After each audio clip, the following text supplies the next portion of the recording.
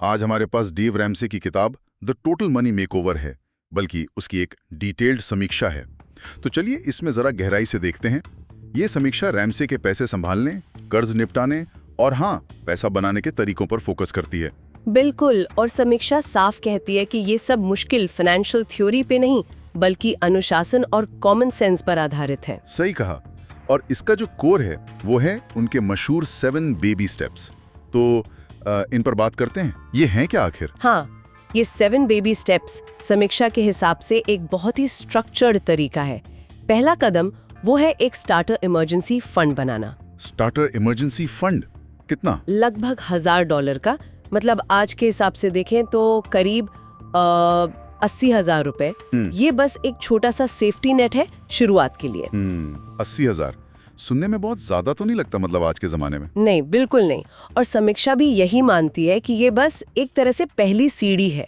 असली काम तो दूसरे स्टेप से शुरू होता है। अच्छा, वो क्या है? दूसरा कदम है डेट स्नोबॉल मेथड।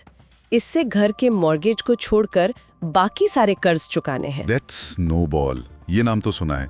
ये होता क्या है? समीक्षा कुछ बताती है इसके बारे में? हाँ, समीक्षा इसे समझाती है। इसका मतलब है कि आप अपने सबसे छोटे कर्ज को सबसे पहले पूरी तरह चुका दे, इंटरेस्ट रेट चाहे जो भी हो। इंटरेस्ट रेट पे ध्यान नहीं देना, ये तो अजीब है। हाँ, थोड़ा अलग है, लेकिन इसके पीछे साइकोलॉजी है। समीक्षा कहती है कि जब आप एक कर्ज पूरा खत्म करते हैं, चाहे वो छोटा ही क्यों ना हो, तो आपको एक जीत का एहसास होता है, एक मोमेंटम बनता है। अच्छा, मतलब हौसला मिलता है कि हाँ, मैं कर सकता हूँ। बिल्कुल।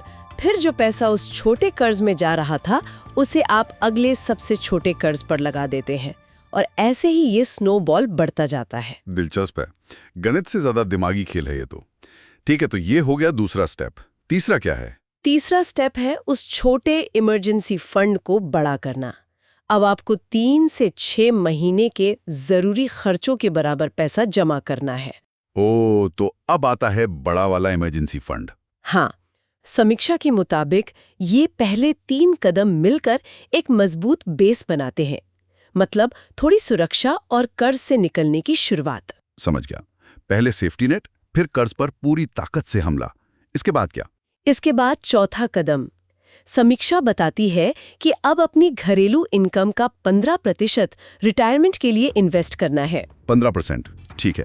और पांचवा है बच्चों की कॉलेज एजुकेशन के लिए सेविंग करना, अगर बच्चे हैं और आप उनके लिए बचाना चाहते हैं तो। छठा कदम है घर के लोन को यानी मॉर्गेज को जल्दी से जल्दी चुकाना। और आखिरी सातवां स्टेप है दौलत बनाना और उदारता से दान देना। मतलब जब आप कर्ज मुक्त हो गए हैं, इमरजेंसी फंड तैयार है, रिटायरमेंट और बच्चों की पढ़ाई का इंतजाम हो गया है, तब आप वेल्थ बिल्डिंग और गिविंग पर फोकस कर सकते हैं। तो ये पूरा प्रोसेस समीक्षा के हिसाब से बहुत सीधा साधा है। कोई मुश्किल शब्द नहीं, कोई जटिल कैलकुलेशन नहीं। बिल्कुल। और इस समीक्षा इस बात पर भी जोर देती है कि किताब में असल लोगों की कहानियां हैं, जिन्होंने इस प्लान को फॉलो किया और सफल हुए। तो ये काफी मोटिवेटिंग भी है। हाँ, वो कहानियां अक्सर असर करती हैं। और एक और बात जो समीक्षा में खास तौर पर कही गई है, किताब का फोकस जटिल इन्वेस्टमेंट स्ट्रैटेजी पर उतना नहीं है जितना कि व्यवहार बदलने पर है। व्यवहार बदलना? हाँ, मतलब आपकी आदतें, आपका अनुशासन। समीक्षा मानती है कि पैसे को मैनेज करने में शायद यही सबसे जरूरी चीज है।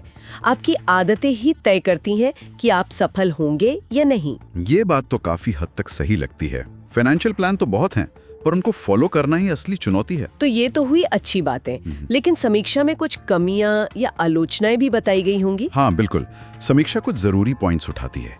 एक तो ये कि ये तरीका वन साइज फिट ऑल जैसा है, मतलब सबके लिए एक ही समाधान। हाँ, कुछ वैसा ही हो सकता है। ये उन लोगों के लिए एकदम फिट ना बैठे जिनकी इनकम बहुत ज्यादा है या जिनके बिजनेस लोन वगैरह हैं। और इन्वेस्टमेंट एडवाइस को भी थोड़ा बेसिक बताया गया है, ज्यादा गहराई नहीं है उसमें। और वो क्रेडिट स्कोर वाली बात, आजकल तो हर चीज के लिए क्रेडिट स्कोर पूछते हैं। बिल्कुल सही पॉइंट उठाया आपने। ये एक बड़ी आलोचना है जिसका जिक्र समीक्षा करती है, क्योंकि डेव रैमसे क्रेडिट कार्ड इस्तेमाल करने के सख्त खिलाफ है। हाँ, वो तो कहते हैं कैंची से काट दो। हाँ, बिल्कुल। तो उनका तरीका क्रेडिट स्कोर बनाने या उसे मेंटेन करने पर बिल्कुल ध्यान नहीं देता, समीक्षा कहती है कि इससे आगे चलकर दिक्कत आ सकती है। जैसे अगर आपको घर खरीदने के लिए लोन चाहिए हो, बिना अच्छी क्रेडिट हिस्ट्री के ये मुश्किल हो सकता है या महंगा पड़ सकता है। ये तो सोचने वाली बात है। और कोई आलोचना? एक और बात है, समीक्षा कहती है कि रैमसे का हर तरह के कर्ज से बचने पर जो जोर है, जिसमें स्टूडेंट लोन भी शामिल है, वो थोड़ा विवादास्पद है। क्यों? कर्ज से बचना तो अच्छी बात है ना? हाँ, लेकिन समीक्षा का पॉइंट ये है कि शायद ये हर किसी की सिचुएशन या गोल्स के लिए प्रैक्टिकल ना हो। जैसे हायर एजुकेशन के लिए स्टूडेंट लोन लेना कई बार जरूरी हो जाता है, और अगर उसे सही से मैनेज किया जाए तो वो एक इन्वेस्टमेंट हो सकता है। रैमसे का नजरिया इस मामले में काफी कठोर है। और किताब में कुछ धार्मिक पुट होने की बात भी शायद कही जाती है। हाँ, समीक्षा इसका भी जिक्र करती है। किताब में कुछ धार्मिक रेफरेंस है जो शायद हर किसी को पसंद ना आए या वो उनसे रिलेट ना कर पाए, तो ये भी एक पहलू है। तो अगर हम सब कुछ समेटें तो समीक्षा का फाइनल वर्डिक्ट क्या है? ये किताब असल में किसके लिए बेस्ट है? देखिए, समीक्षा के मुताबिक ये किताब उन लोगों के लिए सच में बहुत फायदेमंद है जो कर्ज में बुरी तरह फंसे हुए हैं, जिन्हें एक clear cut step by step plan चाहिए और साथ में ढेर सारा मोटिवेशन भी। मतलब जो डिसिप्लिन चाहते हैं और एक रास्ता ढूंढ रहे हैं बाहर निकलने का। बिल्कुल। पर्सनल फाइनेंस की शुरुआत करने वालों के लिए ये एक मजबूत नींव रख सकती है। ये आपको बेसिक सिखाती है, अनुशासन सिखाती है। तो कर्ज से परेशान लोगों के लिए ज्यादा रेलेवेंट है। हाँ, समीक्षा इसे ऐसे ही देखती है। कर्ज से मुक्ति पाने के लिए ये एक पावरफुल टूल है। अनुशासन पर बहुत जोर है। इसकी सादगी ने बहुत लोगों की मदद की है, लेकिन जैसा हमने डिस्कस किया, कुछ लोगों को इसकी सलाह शायद थोड़ी ज्यादा ही सख्त लगे या आज की दुनिया के हिसाब से थोड़ी आउटडेटेड।